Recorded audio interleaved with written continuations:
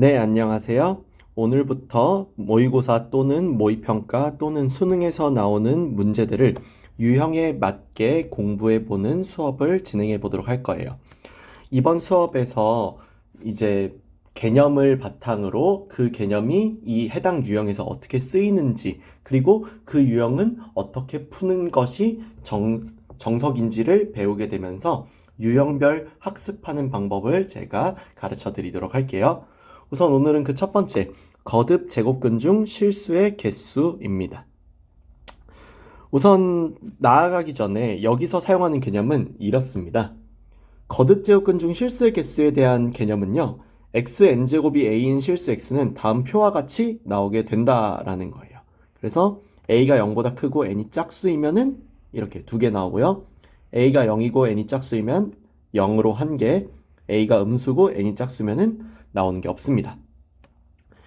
a가 양수고 n이 홀수이면은 n제곱근 a고요. a가 0이고 n이 홀수이면은 0으로 한 개 나오고요. a가 0보다 작고 n이 홀수면은 n제곱근 a, 즉 마이너스 n제곱근의 마이너스 a로 한 개 나온다라는 걸 알 수 있어요. 이 개념을 이용해서 실수의 개수 또는 그 값까지도 알 수 있으면은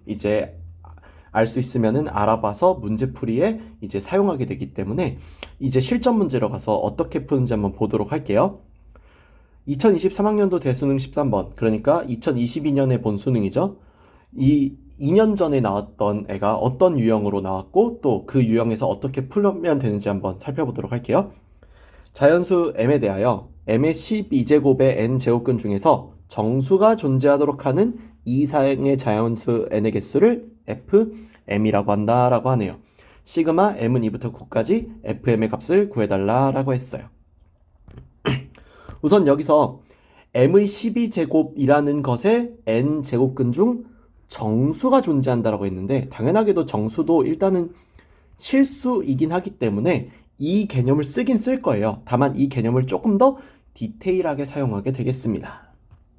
그러면 여기 문제에서 어떤 식으로 진행이 되느냐, 어떤 x의 n제곱이 m의 12제곱이다 이렇게 나올 거죠.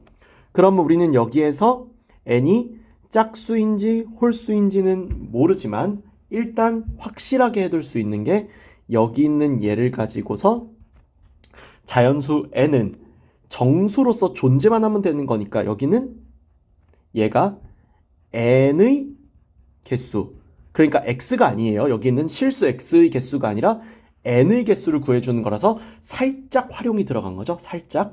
그래서 여기서는 어떻게 해주면 되냐면은 x는 정수로 나왔다라고 일방적으로 가정하고 생각해도 됩니다. 따라서 x는 n 제곱근 m의 12제곱으로 이렇게 나오게 되면서 얘가 m의 n분의 12제곱 이런 식으로 정수로 나올 거예요 라는 거를 염두에 두고 시작하면 됩니다.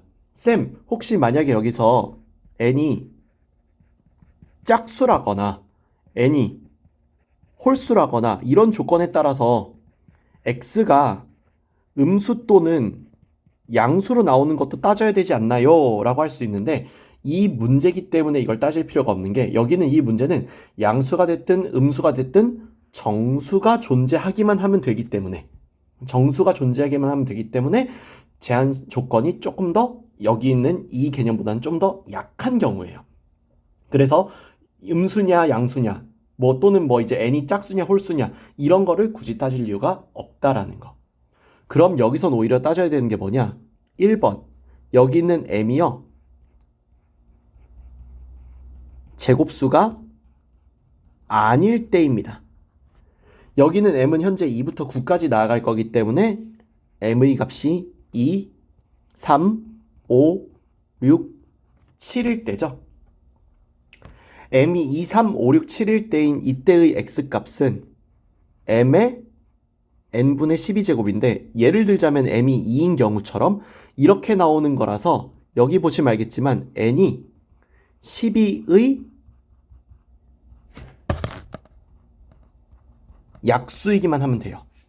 n이 12의 약수라는 것은 n의 값으로 가능한 게 1, 2, 3, 4, 6, 12.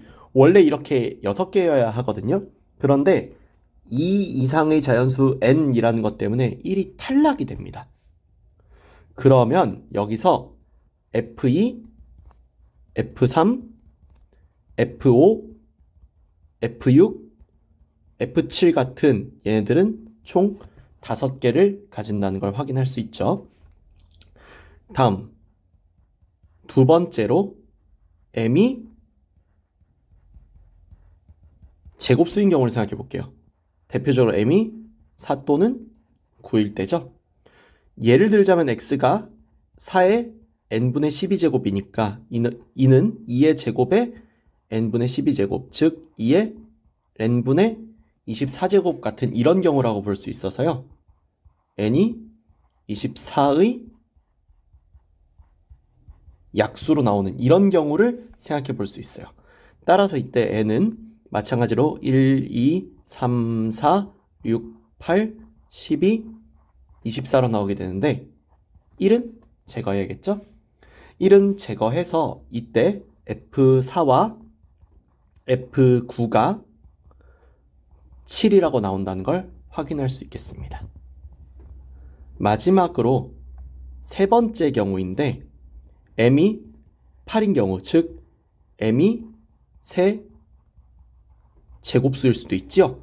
이 경우를 살펴보게 되면요, x값은 8의 n분의 12인데 이는 2의 세제곱의 n분의 10이라서 2의 n분의 36 이렇게 나오기 때문에 n이요 36의 약수가 될 거예요.